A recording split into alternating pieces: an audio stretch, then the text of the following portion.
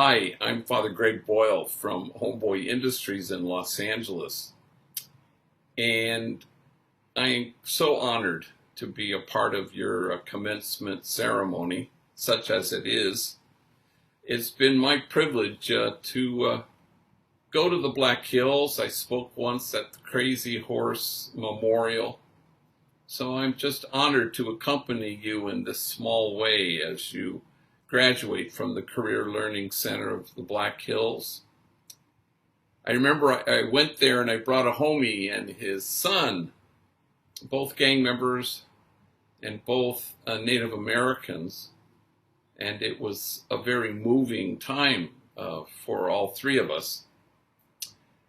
2020 is a year that all of us will remember, and certainly you will. 2020 used to mean, perfect vision, perfect eyesight, and it still means that.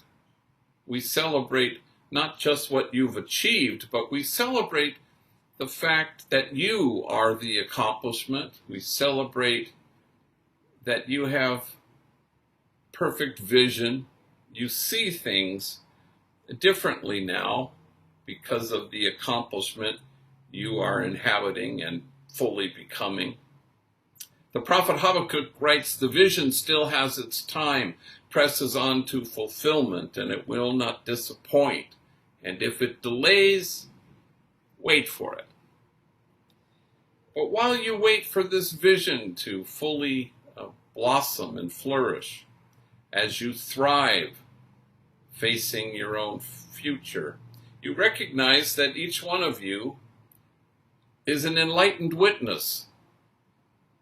Each one of you is a person through your kindness and tenderness and focused, attentive love has an ability to return people to themselves, to hold the mirror up and remind them of their truth and their truth selves in loving.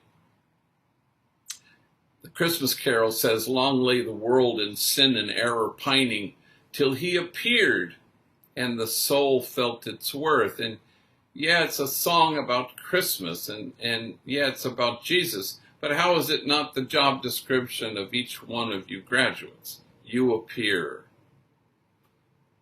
and the soul feels its worth. You are the accomplishment. I remember there was a homie named Robert, and he's on my mind a lot because he's suffering from the coronavirus. And when he was 11, he was thrown out of his home, a very traumatic place where he was tortured and abused, quite violent. And then he was soundly rejected by his own parents. He got into a gang, he lived on the streets. I met him at 19 years old, and he was part of one of our maintenance crews. And he worked alongside rival enemy gang members. One Christmas break, once we came back from our 2 weeks, I called him in and I was curious what he had done on Christmas because he didn't have any family. And he said, "Oh, I was just home at my apartment." I said, "Oh, by yourself?" He said, "Oh no, I invited 6 other homies from the maintenance crew, guys like me who had no place to go." And he told me the names, and half of them were enemies, rival gang members. I said, "Well, what did you do?" And he goes, "Well, you're not going to believe it, but I cooked a turkey." I said, "Really? How'd you prepare it?" He said, "Well, ghetto style."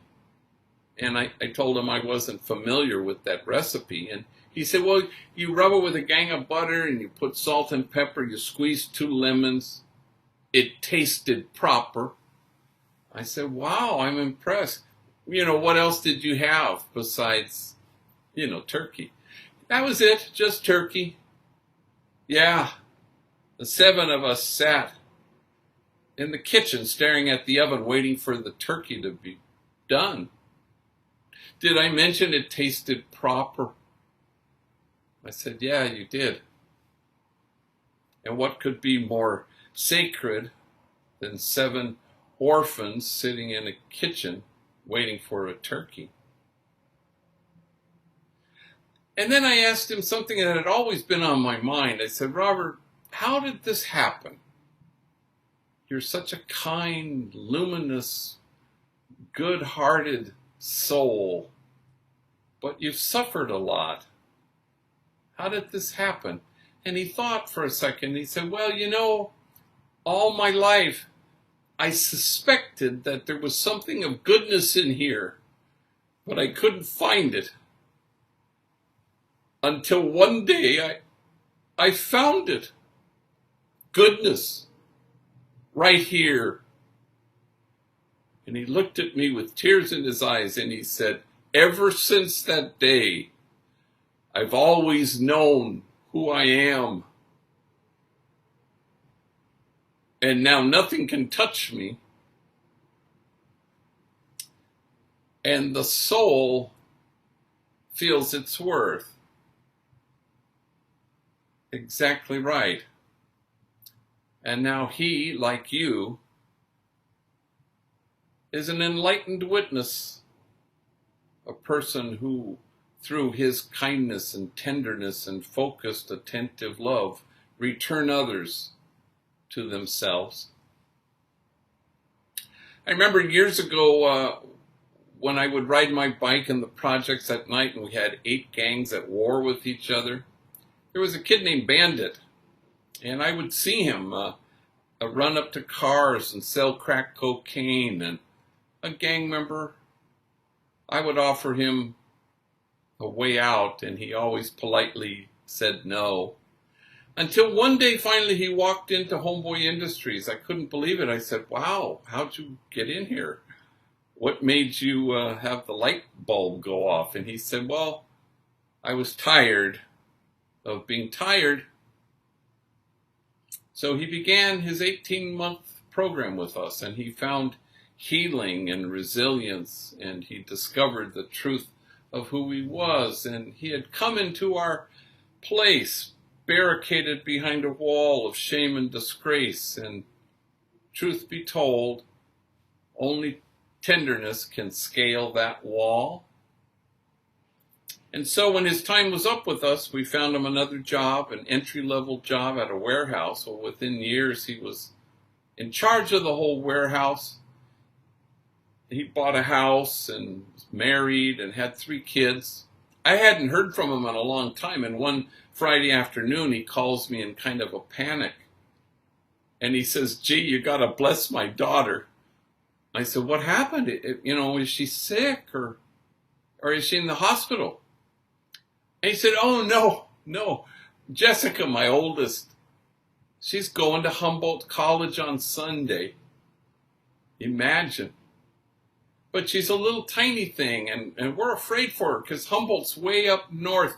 Do you think you could give her a blessing, before she leaves? And I said, of course, I'm happy to do that. So tomorrow is Saturday, and I have a baptism at 1. Why don't you guys come at 12:30?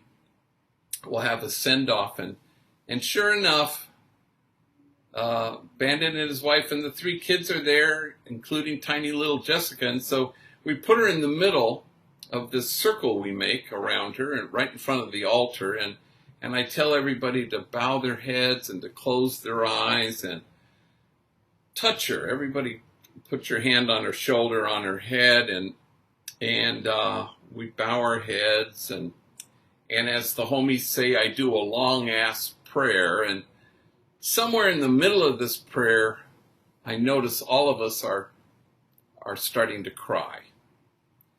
And I don't know why exactly that we're crying, except for Bandit and his wife don't know anybody who's ever gone to college except me. Certainly nobody in their families.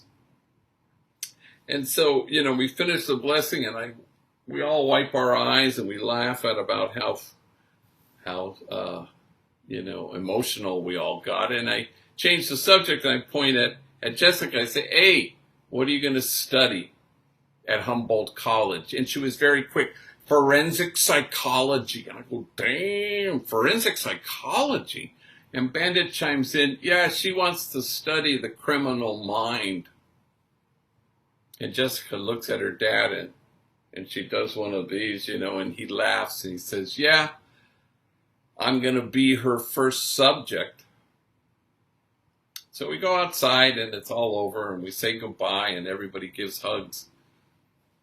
And they pile in the car, but not Bandit. He hangs back and I said, hey, can I tell you something? I give you credit for the man you've chosen to become, for choosing to walk in your own footsteps. I'm proud of you. And his eyes fill up with tears. And he says, you know what? I'm proud of myself.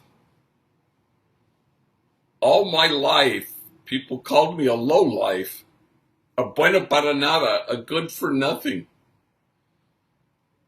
I guess I showed them. I said, yeah, I guess you did. And the soul feels its worth.